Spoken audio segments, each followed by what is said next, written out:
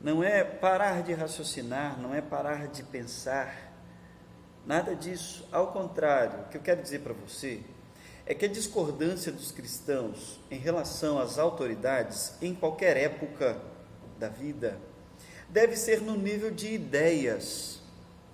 Talvez você possa não concordar com a ideia das autoridades, mas você não pode desrespeitá-las. Veja que o ato de eu discordar das ideias deve vir acompanhado de uma crítica construtiva e propositiva. Quer dizer, não me basta olhar para o indivíduo A ou B e dizer que ele está completamente equivocado.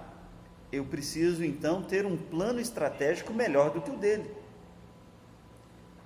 E se eu assim o tiver, eu posso mostrar para ele, por meio de documentos, por meio de artigos científicos, que ele de fato está equivocado. E assim eu o convencerei no âmbito de ideias.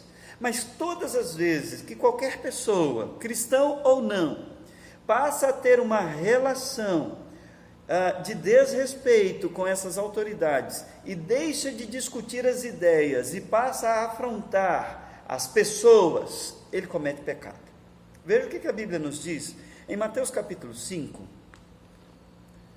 versículo de número 22, nos diz assim, 21 e 22, ouviste o que foi dito aos antigos, não matarás, e quem matar estará sujeito a julgamento. Jesus agora vai explicar esse mandamento e diz assim, eu porém vos digo que todo aquele que sem motivo se irar contra seu irmão estará sujeito a julgamento, e quem proferir um insulto a seu irmão estará sujeito a julgamento do tribunal, e quem lhe chamar tolo estará sujeito ao inferno de fogo.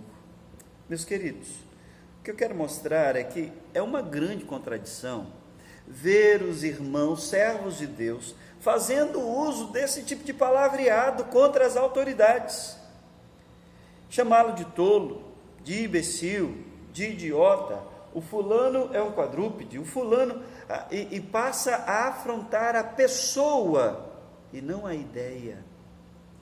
Isso gera pecado, condenação. É mais estranho ainda quando você vê um cristão debatendo contra outro cristão por causa de um assunto que os dois não conseguirão resolver, como por exemplo a pandemia. E os dois cristãos estão aqui, eles são irmãos em Cristo, eles talvez frequentem a mesma igreja, mas agora estão se degladiando com palavras numa guerra verborrágica sem fim, que não vai corrigir o problema, só vão perder o relacionamento. Todas as vezes que você se comporta dessa forma, especialmente dentro da sua casa, você está dizendo para o seu filho, para a sua família, para a sua filha, que eles estão livres também para te desrespeitar do mesmo jeito, porque você, pai, mãe, você é a autoridade lá na sua casa, então eles vão aprender a te tratar da mesma forma. Trate com respeito as autoridades, e veja que eu não estou dizendo aqui nome de nenhuma delas, nenhuma das autoridades. Não convém aqui a nós sermos partidários. Você que está nos acompanhando, se é aqui da Quarta Igreja, bom, você tem aqui o seu prefeito, nós temos o governador, nós temos os deputados, nós temos o presidente, o nosso sistema representativo de governo é eletivo. Você votou em alguém, e ainda que a pessoa em quem você votou não tenha sido eleita e o outro que foi, como é um sistema representativo, agora nós estamos debaixo das autoridades que foram constituídas, e todas elas foram constituídas por Deus. Então respeite-as, porque fazendo assim você o fará diretamente a Deus. E por último, mas não menos importante, o texto de Mateus capítulo 22, versículo 21, nos convoca a uma cooperação com as autoridades. Mateus 22, versículo 21, é o texto em que os servos de Deus, pelo menos estavam ali como servos de Deus, eram os fariseus que estavam ali naquele instante, eles queriam pegar Jesus em contradição. Então eles reúnem um grupo, chamam os herodianos e armam uma cilada para Jesus. Vamos perguntar se é lícito pagar tributo. O assunto lá é tributo. Vamos ver o que Jesus tem a nos dizer a respeito dos tributos. E Jesus, então, percebendo a maldade no coração deles, os chama e diz assim: de quem é essa efígie? Qual é o rosto que está estampado aí nessa moeda? É o de César. Então dê a César o que é de César e dê a Deus o que é de Deus. Qual é o ensino de Jesus neste caso? Bem, o ensino de Jesus aqui é o seguinte: o tributo é uma determinação do governo. Então você pode cooperar com o governo pagando tributo. Deus exige de nós culto e adoração, então você corresponde com isso também. Você não deve fazer uma coisa em detrimento da outra, quer dizer, vou servir a Deus e não preciso servir ao governo, ou vou servir o governo e não preciso servir a Deus. O que esse texto nos ensina aqui é que eu e você devemos estar dispostos muito mais a agir do que a criticar, muito mais dispostos a ajudar do que a levantar problemas. 1 João capítulo 3, versículo de número 17, diz assim: ora, aquele que possuir recursos deste mundo e vir a seu irmão padecer necessidade, fechar-lhe o seu coração, como pode permanecer nele o amor de Deus? Se você está vendo que alguém precisa e você não ajuda, você não tem amor de Deus no coração. É isso que está dizendo aqui.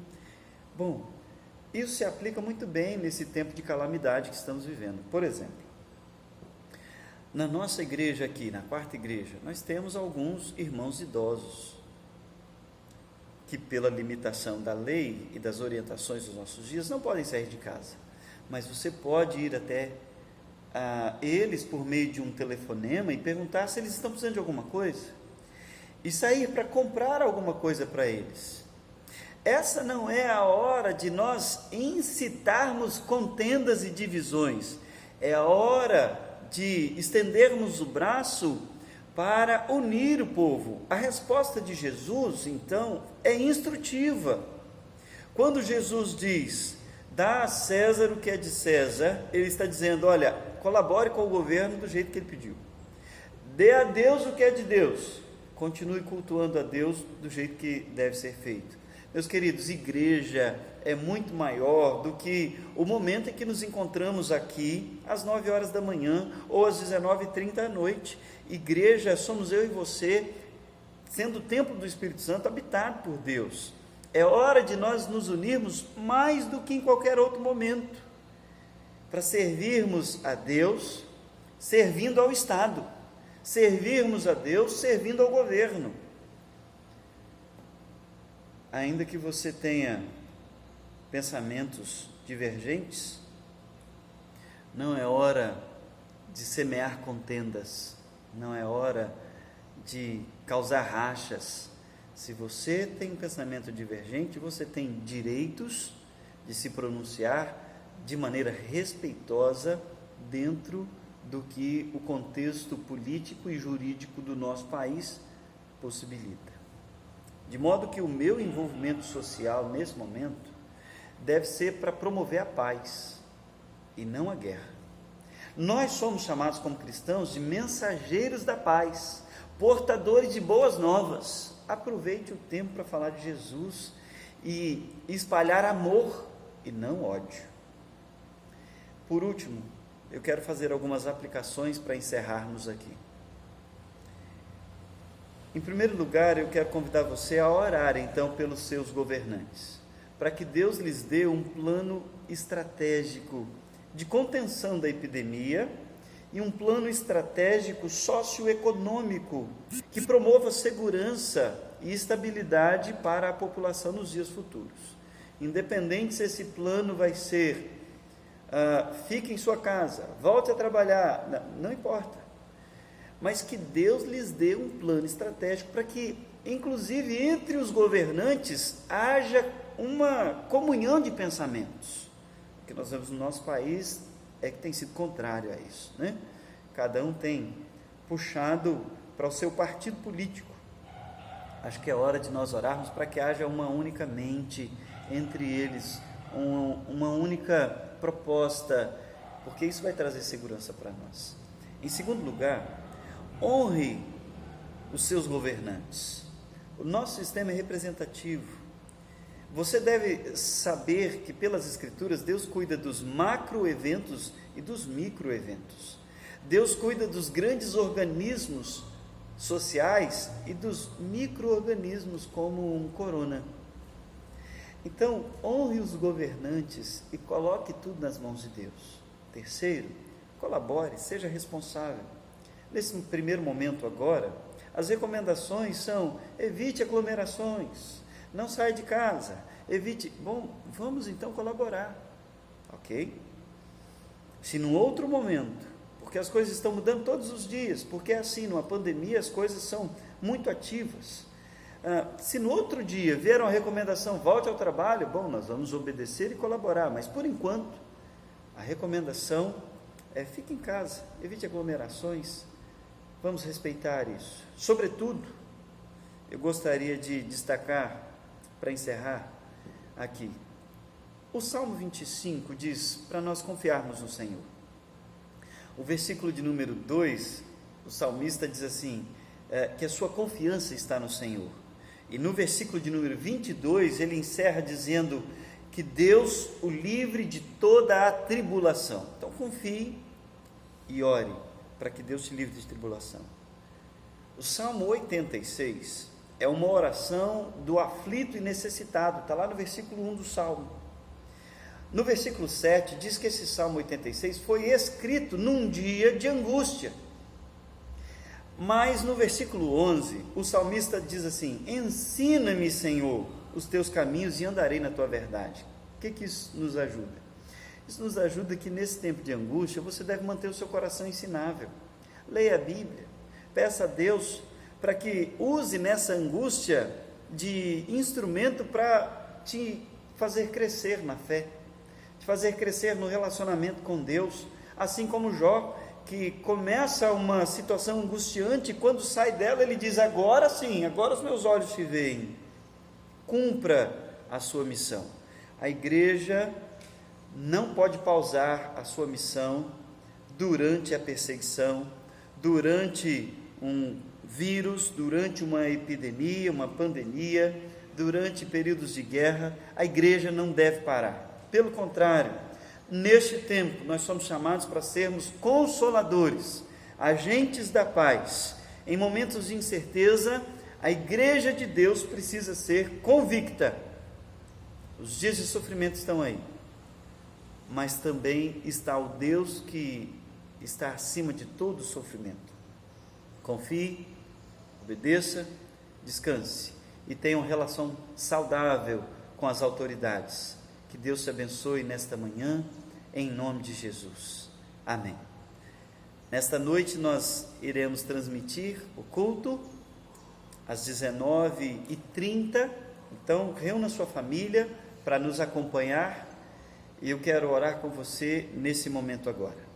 Ó Deus bendito e santo, nos ajude, Senhor, como Deus todo-poderoso e soberano que o Senhor é, nos ajude a ter um melhor relacionamento com as autoridades civis e também as autoridades familiares. Cuide dos nossos corações, e eu rogo também por eles, que o Senhor dê às autoridades do nosso país um bom plano estratégico de desenvolvimento e contenção agora nessa crise, que o Senhor nos dê também um bom plano socioeconômico que promova segurança, estabilidade, paz na nação, que o Senhor, ó Deus, dê um bom relacionamento entre os governantes do nosso país, que cada um, ó Deus, reconheça a sua posição social na hierarquia e assim possam colaborar um com o outro para o bem-estar geral da nação. A nossa paz, a paz da nossa casa depende da paz do pensamento entre eles. Que o Senhor então cuide da vida deles em nome de Jesus. Acima disso, Rogo que o Senhor os visite com teu Santo Espírito, promovendo transformação nos seus corações, levando salvação às suas almas, mudando não apenas o pensamento a respeito do plano sobre o coronavírus, mas mais do que isso, mudando o pensamento a respeito de si mesmos, que cada qual reconheça o seu pecado, reconheça o quão dependentes são de Ti, em nome de Jesus. Abençoe esta igreja, a quarta igreja.